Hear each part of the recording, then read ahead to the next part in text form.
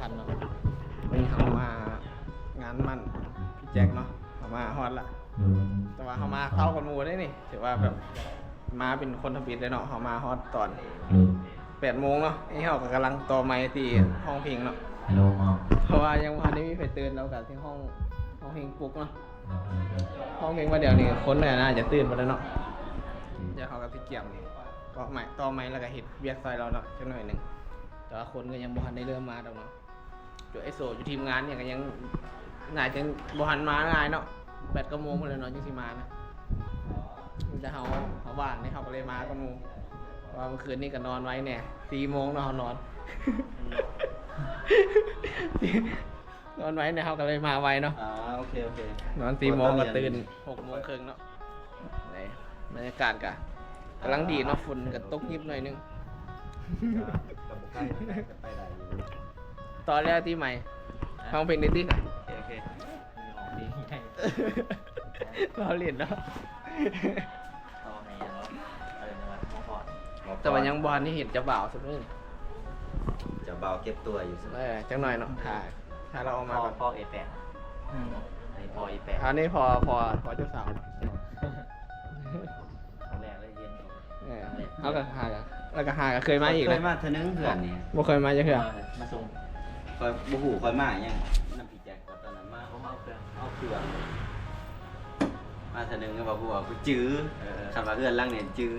แต่เขาซอยพิษบางอย่างทางกูย่างก็โบแมนแหละไม่เขาซอยครับจื้อมันโบมีทางกูย่างไอ้แจ๊กกันเคยมาหลายบอลเนาะเพราะว่าเราใหญ่เด็กไว้หลายบอลเนี่ย ไปทัวร์แล้วนครหลวงจะหา ได้เกือบไว้ เขายังโมมีเนาะเขากันยังโสด คนทางใต้นะ โดย นี่ใส่ ลูกสารวัตร อันนี้ลูกอัตตปืออีกคนนึง พ่ออยู่สุกุมา โอ้มาสุภาพ โอ้เด็ก โอ้เด็กกูมาคอยยังกูมา ชื่อผู้บ่อยเนาะชื่อผู้บ่อยชื่อผู้บ่ ไอ้ อย เถอะยูซูมาแถวไหนส่งดิ ทางเครื่องกลางระบางนอนตลาด เจ้าภาพยังบ่มาเลยแจกมาก่อนเลยเนาะ มาก่อนแล้ว ทั้งว่าไอ้แจกบอก มาแล้วออกมาแล้ว ออกมาแล้ววะเราประเด็นอยู่นี่เนาะสนุกจังหน่อย เขาไม่เกินลังเดียวตี ห้อยบริมาตอนปี3 ปี มันแห่แล้วเนาะตอนได้แห่บ่นี่บ่ได้แห่ดิ บริแฮ อ๋อ แฮนมืออันนั้นตีเนาะมือจัดงานอันนั้นตี เจ้าจะไป โอเคเนาะ บรรทามันไพ่ใช้พี่แจ็คขี่ข้อตอนหนึ่ง เอา 10 คนคุณหมอจะ แต่ว่าเขา3 คนที่ไหวบ่นี่เขา3 คนที่ไหวบ่ย่านแบบขึ้นปุ๊บเลยย่านอุ๊บเลยห่างกันตรงหมอเนาะเดี๋ยวจังหน่อยกับถ่ายพี่แจ็คมาก่อนเนาะไอ้เหี้ยวกับต่อไม้ให้แล้วล่ะเดี๋ยวเขาที่ห้องเพลงก่อนบัดเนาะนี่ก็จัดจานจัดอย่างแล้วเนาะนี่มีข้าวปุ้นมีหมักไหมแต่ว่าเพิ่นยังบ่ทันได้เกี่ยมอาหารออกมาเนาะเพิ่นย่านเขากินก่อนเด้ถ้าเอามาเนี่ยเขากินอะไรเนี่ยยังพอได้กินข้าวเช้านะทุกคน เพิ่นย่านเขาจอบลอยเลยเพิ่นได้ท่าเขาเนาะอันนี้ก็เป็นทางเข้าบ้านเนาะเจ้าหน่อยพี่แจ็คฮอดไฟแดงแล้วเหรอวะจะบ่ฮู้ไฟแดงไหนเจ้าหน่อยก็มาฮอดแล้วพี่แจ็คอะเอาทุกคนท่าขยับมาก่อนกันอีกน้อยนึงอันนี้เนาะมันไผ่ที่ขี่ฮอนเนาะแอร์รุ่นใหม่บ่เคยเห็นเทื่อเนาะแอร์คูลเลอร์อันบักใหญ่ ปกติจะเป็นแอร์ตั้งเลยแต่อันนี้น่าจะเป็นแอร์แบบอายน้ำเนาะให้มันเย็นเนาะเขาก็บ่เคยเห็นเทื่อเนาะเคยเห็นถาเบิ่งก็จะเปิดโอ้เป็นได้ว่าไอ้แจ็ค เมียนไม่เอาระบบเมียเนี่ยว่ายัง เห็นได้ ชาน้องชายเขาจะเอาเนี่ยนี่ มาแต่ฝุ่นมาลูกพากันมาแต่ฝุ่น มาแต่นาเชี่ยวเลย มันจะน่าเสียเขาอยู่นี่เลยเขา หน้าเสียว เขาก็ อยู่เนี่ยนี่แหละ อยู่ยังไง บ้านเดียวกันได้นี่กับแม่น่ะ หน้าเสียวเสียวอะไรนะ มันจะอยู่ปากอยู่บนไหน อยู่หน้าไส้ท่อเนี่ย เดี๋ยว หน้าเสียว แต่บนรถมันต้องจงไหม ไปตรงวะ อ๋อนี่ งานมีเขาในน้ำป่าจะมี แบบซ้อม สวย ซ้อมเผื่อไว้ได้นะจะได้เห็ดเองเนาะ ไข่ดิไก่ดิ เขาต้องซ่อมเพื่อมือหนึ่งน้องนุ่งเอาเมียเขาก็จะไปเห็ดให้เขาเด้อ นี่เนี่ยเขายังบ่ฮู้ว่าสิเอาตัวไหนเนาะเขานะบ่ทันมีแฟนทำยังโสดอยู่เลย ก็เอาไปทางหน้า เอาไปเดี๋ยวเฮ็ดไปเนาะว่าเขาเฮ็ดบ่เป็นเนาะเอาเป็นวัยรุ่นเจนซีนะครับให้ ไปรุ่นจินว่าโอ้โหเอวกัน เอวกันไปถ่ายนะโอ้เปิดคลิปได้โดดเด่นขนาดเนาะเป็นคนที่เปิดคลิปได้โดดเด่นที่สุดในประเทศลาวละเขากระท่ารอต่อไปเขา สบายดีนะ โอ้เจะบ่าวมาละ สบายดี สบายดีไหมฟิว สบายดี จะว่าแต่งตัวแรปเปอร์ ฟิวแค่อยากนอนเลยฟิว แล้วหากระตื่นว่าจะทาอะไรอยู่หาแถวไป นี่เนาะก็เป็นมือของพี่แจ็คแล้วเนาะ เออ อ่า เดี๋ยวมากับแม่ ฟิวคือยังอยากนอนอยู่ฟิว เอานี่ไหม เดี๋ยวนะอะไรนะ โอ้เมย์ก็มาแล้วเมย์นะ ยังไม่ได้สัก โอ้เดี๋ยวนี้อยู่นำลุงแจ็คเนาะเดี๋ยวนี้มาสดแล้วเนาะมาสดแล้ววะเร็วแล้ววะอ๋อเร็วแล้ววะ ก็มีเนี่ย เร็วละตี ตามมา เร็วละตีเจ้าเร็วละตี แบ่งปะ มาเอาไป บ่าวแบ่งไป ปัตุอะระหะโตสัมมาสัมพุทธัสสะนะโมตัสสะภะคะวะโตอะระหะโตสัมมาสัมพุทธัสสะสักเกกะเมตะรูเปกติจิกาคะระเตตะลิเกมะละเตตะกะเมตระวนะปะนะเนกวะเมเกเตโอมะจิยันตุเทวตถาสมิยกากะมะนะกาติสันตาสติกะปะตะนังสาธุโวเมตุนันตุธัมมัสสาวนะกาโลจปะตะธัมมัสสาวนะกา เอาแล้วทุกคนตอนนี้เขาก็ หิวข้าวแล้วเนาะเขามากินข้าวกันงานกับเลื่อนงานมันก็จะมีอันนี้อหย่างไรไอ้แจ็ค ชัวไก่ ชัวไก่เนาะอันนี่กับลาบหมูเนาะเดี๋ยวเป็นมื้อนี้เขามากินข้าวกับเจ๊เจในวันนี้ หลายๆคนมาถามหาว่าหมูฮ้อนเนาะเจ๊เจว่าหายไปไหนเนาะแต่ว่าหาก็ดีขึ้นเนาะหาก็แบบใครแน่ขึ้นแล้วบ่ใครแน่ขึ้นหลายแล้วเดี๋ยวนี้ ฟังเลยดิฟังเลยดิ ก็มากินนี่อย่างได้หลายๆแล้วเนาะทุกคนตอนที่ก่อนกันกินนี่อย่างแบบกินเผ็ดก็บ่ได้กิน กินแต่ข้าวต้มสมัยก่อน กินยังมันก็จะออกมาทางเก่ากินยังไม่ได้ ตอนนั้นก็บ่สบายแต่ว่าเดี๋ยวนี้ก็สิเริ่มมาเห็นกันละเดี๋ยวที่ไทยลงหลายๆเนาะทุกคนเนาะก็ใครจะถามเนี่ยแบบกินอย่างแบบบ่สบายบ่อยอย่างนะแต่ว่าบางคนบ่เห็นเนาะตอนนั้นแต่เจเราบ่สบายอีหลีตอนนั้น ทายเบิ่งบ่ได้นะตอนนั้น ตอนนี้ก็ดีขึ้นแล้วเดี๋ยวนี้เดี๋ยวสิพากับเผาโอกาสเนาะกับเผาโอกาสเฮ็ดเพลง เมียตาเจเห็นเป็นไวรัลแน่นะตอกแน่ โอ้ยนี่ต้องออกมา สบายดีเนาะสบายดีบ่เห็นบิ๊กปอมเพื่อนเนี่ยเนาะบ่ทำอาหารเนี่ยบ่ เพราะว่าไอ้ป้อมเดี๋ยวจะกลับไม่ถ่ายคลิปนะถ่ายคลิปเลยเนาะ ช่วงนี้ปอมเฮ็ดเวียกประจำเนาะแล้วก็เลยบ่มีเวลาถ่ายคลิปหยังหลายเฮ็ดเวียกประจำเด้เขาออฟฟิศ อ๋อ เฮ็ดเวียกออฟฟิศก็เลยว่าหลายเดือนแล้วเนาะบ่ได้เจอทีมงานก็โดนเนาะโดนแน่ ปลาให้ได้กินไหมเห็นเนาะ กี่เดือนเลยกี่5เดือนเองกัน เว้นกันเห็นกันตั้งแต่ปีใหม่ล่าล่าสุด โอ้ แล้วเมื่อวาน ก่ นี่ นะ เมื่อวานนี่แฮวไปลินน้ำตั้งให้บางแฮวไปลินน้ำคิดหอดกันเนาะอยากเห็น กินหอดเนาะ อยากเห็นกันก็เลยว่าบางแฮวไปแล้วก็มื้อนี้ก็เป็นงานมันพี่แจ็คก็เลยมาเนาะอ่ะมันซืนมื้อนี้ แล้วหลายๆคนก็ ไปเองกับไก่ กินทอดกันแล้วเนาะแบบอยู่ไกลกันกินทอดกันเลยผมคือได้ก่อนเนาะถ้าไอ้โตลงไปปักเซเนี่ยแห่งเสียนั่นแหละไปแห่งชีแบบมันจักที่ไปใส่เนาะ นั่นรถไฟก็แล้ว รถไฟป่ะ เอารถไฟอย่าง แล้วก็ได้ยินข่าวอยู่ได้ยินข่าวว่ารถไฟเรื่องที่เรื่อง เดียวก็ แล้วเขาก็ติดลงไปฝุ่นแล้วนั่งแค่แบบได้เมียอยู่ปากเซเนาะ นั่งแค่มีผู้สาวมากเลยเนาะอยู่ปากเซ มีปอกไม้แหละพี่ไอ้เบิ่ง บ่มี ปอกแล้ว ชัดเจนแล้ว เพราะว่าอยู่เบียงกับ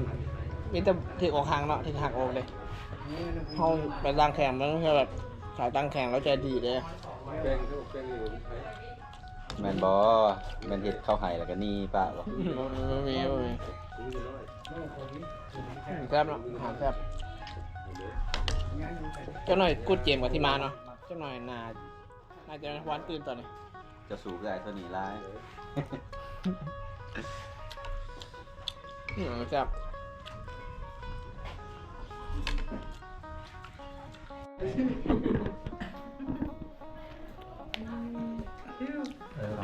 นั่นบ่มีอย่างเดียว ไอ้พี่ทำงานไม่ได้คัดตะมันทำงานเนี่ย แข่งลงแจกไหมเพียว ยืมกันเด้อ กินได้งานสุดท้ายแก๊บเลย มาโอนแล้วกูต้องมา เอ๊ะเรื่องเอ๊ะ เอาให้คนนี้ดีกว่าเขาเด้อเอาเป็นปลาเป็นปลาเลยเนาะแง่แง่กันได้ป่ะนี่เกี่ยวแม่ทิพย์แกว่าพิษปากประกันได้กับคอยบอกคอยว่าอย่าไปใส่ร่มเนื้อเหตุผลมีอย่างเราต้องร่วมกัน เฮียมาเฮียอันน่ะเอามูฟิวมาไว้ได้เท่าไหร่ เอาฟูฟิวไวๆเด้อเนาะโอเคบ่ฟิว แง่แจกแล้วป่ะนี่คือสั่นๆเลยมองขามว่าอะไรอยู่ไหน บ่เป็น แง่กันแล้วเอาฝากพี่แจ็คแน่ยังกับก็ดีอยู่หรอกดีกว่าตัวร้ายอยู่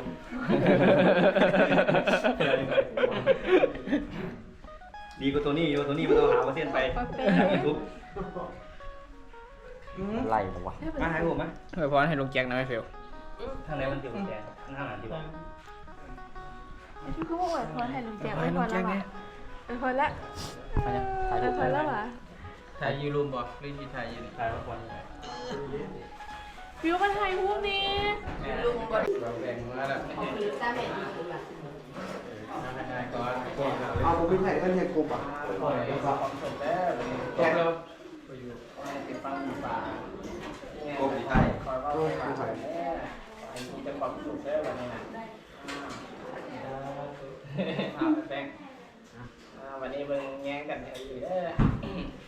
มีแต่ความสุขความเจริญเงินกาขอให้มาเด้อ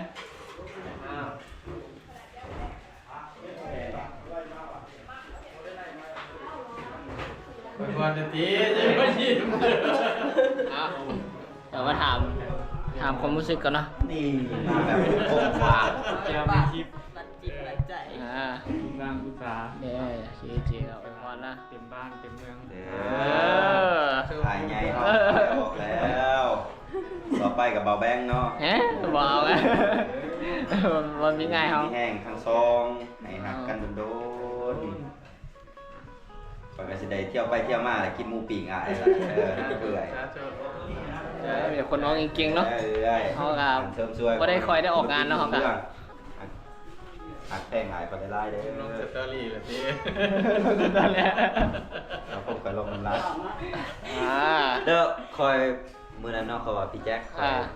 คอยทายเลยเพราะอันนี้คอนเทนต์หนูยาคอนเทนต์นั้นถ้าบอ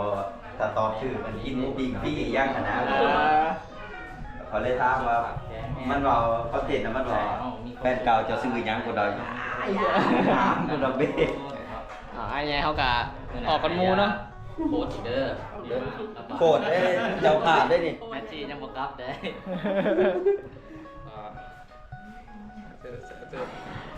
เขาก็ยินดีนำเนาะ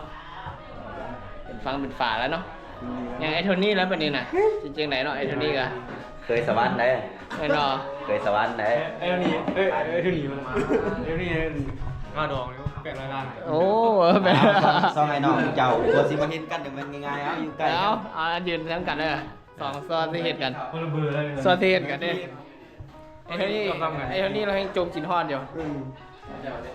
แล้วว่าประเด็นตาที่มาเนาะ ไฟมากันดีเลย ว่า เอาไฟมา ยุ่งกันครับ เอาเนาะก็แล้วทีแล้วเนาะเดี๋ยวจังหน่อยกัน ก็เป็นไฟ ที่ช่างสันเนาะบัดนี้นะอาซิดน้ำมนต์ อาจินามน เอาถามผมเอาผู้โชว์ เอาไอโซนายจะหัวเอาเนี่ยเป็นคนปากเชเนี่ยเอา อย่าว้า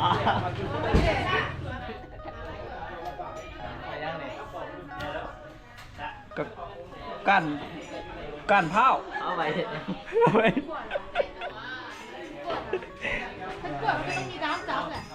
ปีแมงวันปีแมงวัน อันจริงมันเฮียก็คือว่าชุ่มน้ำมุ่นเลย ตายแล้ว โอ้ยแล้วนี่มีแต่เอออกกับเจ้าของเงินได้พูดนะ แต่กูกับแม่ เอาเจ็ดคนในบ้าน ไปกับตัวบ้านอันกินน้ำมนต์ด้วยกันแล้วก็พลอยโอ้โหคนนี้หูเนาะถือว่าแบบพีกเนาะพีกในพีกไอเห่าว่าแบบขันรุ่นใหญ่จะหูแต่ว่ารุ่นใหญ่บ่มีไปหู รุ่นใหญ่มีแต่แม่กับเราพีกในพีกเนาะตอนแรกว่าโอ้ยอายุน้อยแล้วโมหูแล้วไปถามไอ้แจ็คโมหูอีกเนาะถามไอ้โจอาทิตย์น้ำมนต์พีกในพีกเนาะเอาเนาะทุกคนหลังจากที่เขาสั่งสรรค์แล้วเขากับเบิดสภาพเนาะเขาก็บ่ได้ปิดคลิปเนาะมาฮอดห้องเขาก็เมาเขาก็นอนเลยเนาะเขาก็หากระตื่นมาหากระสวงเขาหากระมันสิตัดคลิปแล้วก็ปิดคลิปเลยเนาะ เมาแหงยังวันที่25อีกที่ไปอีกวันที่เมื่อวานนี้มันเป็นงานมั่นนะชื่อแต่ว่าวันที่25เนี่ยมันงานแต่งแทนเนาะเฮ็ดอยู่ภัตตาคารเนาะวันที่25นี่แห่งสินักเนาะแต่เมื่อคืนนี่เขาก็เกือบพลาดแล้วจะแบบห่างกายแล้วยังได้อยู่ แต่ว่ามาฮอดแล้วดอกเลยนะแบบบ่ได้เฮ็ดหยังเลยนะแบบใครแต่ว่ายังมาฮอดเฮือนเนาะฝนก็ตกเมื่อคืนนี้เอาเป็นว่าเขาก็สิจบคลิปเพียงเท่านี้เนาะอย่าลืมกดไลค์กดแชร์กดติดตามไว้ทุกคนเจอกันคลิปหน้าไปก่อนบ๊ายบาย